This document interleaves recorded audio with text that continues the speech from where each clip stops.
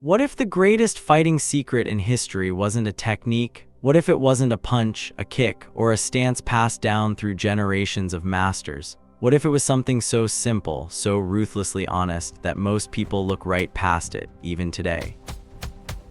This is the story of a 130-pound man who walked into the most dangerous room of his life, outnumbered, politically outmaneuvered, with everything he had built on the line, and walked out having changed the entire future of combat sports forever. But here is the part no one tells you: he almost considered it a failure. The year is 1964. Bruce Lee is 23 years old and already a problem, at least that is how the traditional Chinese martial arts community sees him.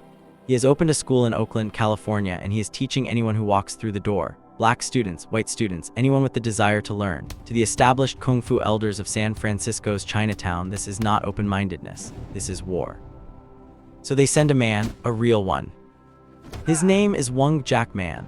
He arrives from Hong Kong carrying credentials that command immediate respect: Northern Shaolin Kung Fu, Xingyiquan, Tai Chi, trained under the respected master T.T. Liang. He is taller than Bruce, longer in reach, technically precise in a way that takes decades to build, and he is backed by the full institutional weight of Chinatown's martial arts establishment. The message they deliver to Bruce Lee is simple and brutal: fight Wong Jack Man. If you lose, shut your school. Stop teaching non-Chinese students. Disappear quietly. On paper, Bruce Lee has no business surviving this. But to understand what actually happens in that room, and more importantly, why it still matters to every fighter, every coach, and every competitor alive today, you need to understand what Bruce Lee had been doing privately for the 2 years leading up to this moment. Because what no one in that room knew was that Bruce Lee had already been at war. Not with Wong Jack Man, not with the elders, with himself. Most people look at Bruce Lee and see the movies, the abs, the nunchucks, the one-inch punch. They see the legend that was carefully constructed by Hollywood and time. What they miss is the obsessive, relentless, almost frightening intellectual engine underneath all of it. Bruce Lee does not simply train hard. He questions everything. He watches boxing films and studies footwork frame by frame. He trains with wrestlers to understand the clinch. He watches fencing, actual sword fighting footage, and borrows the lead hand, lead foot stance that no classical Chinese martial artist of his generation uses, because he calculates that it shaves fractions of a second off his reaction time. And in a real fight, fractions of a second are everything. He fills journals with ideas that will later become the foundation of his book Tao of Jeet Kune Do. And in those journals, he writes a line that most people have heard, but almost no one truly understands. Using no way as way, having no limitation as limitation. Read that again, because it is not poetry, it is engineering. He is saying that the moment you lock yourself into a style, any style, you hand your opponent a map of your movements before the fight even begins. You become predictable, and predictable in a real fight is fatal.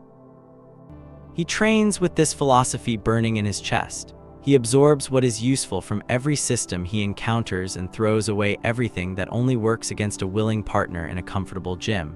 He is building something that has no name yet, something the world won't have a proper word for until 30 years later when they call it mixed martial arts. And then one afternoon in 1964, the knock comes at the door. The fight is set for 3 days later. At Bruce Lee's own school in Oakland. No cameras, no crowd, only a small group of witnesses. Bruce's wife Linda places the number at around a dozen people. Wong Jack Man reportedly tells those present before the fight begins that he intends to humiliate Bruce Lee, to expose him publicly, to prove that this young man's rejection of classical kung fu is nothing more than arrogance dressed up as philosophy. Bruce Lee hears this, he nods once and smiles.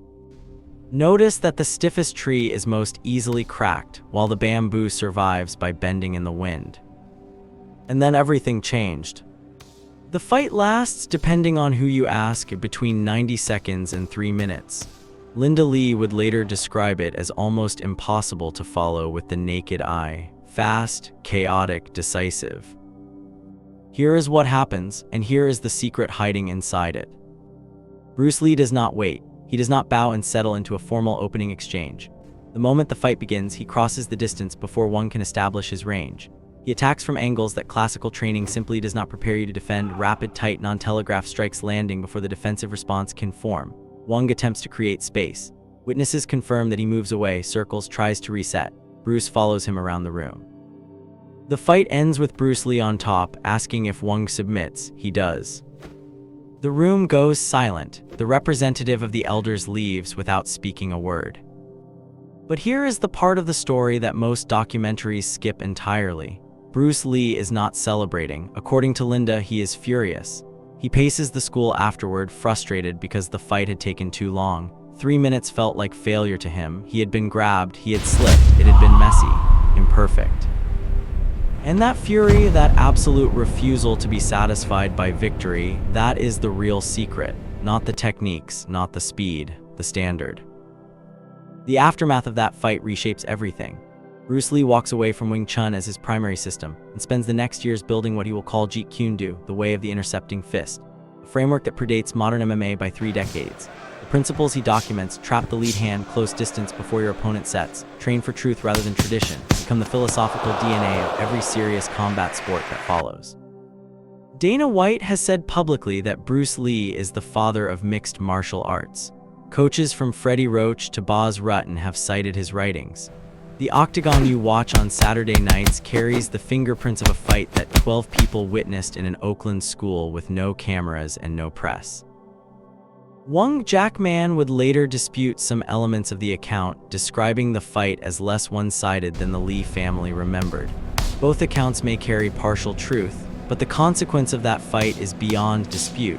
It cracked Bruce Lee open, and what came out of that crack changed the world. And now here is the part that actually applies to your life. Most people miss Bruce Lee's real secret because they are looking for a move, a drill, a technique they can copy, but the secret was never physical. It was a question. One question that Bruce Lee applied to every martial art he ever encountered and never stopped applying to himself. Does this actually work? Not does it look impressive, not does it have centuries of tradition behind it, not does the master seem credible, does it work? That question, asked honestly and without ego, without the comfort of inherited belief, that is what separated Bruce Lee from every martial artist of his generation.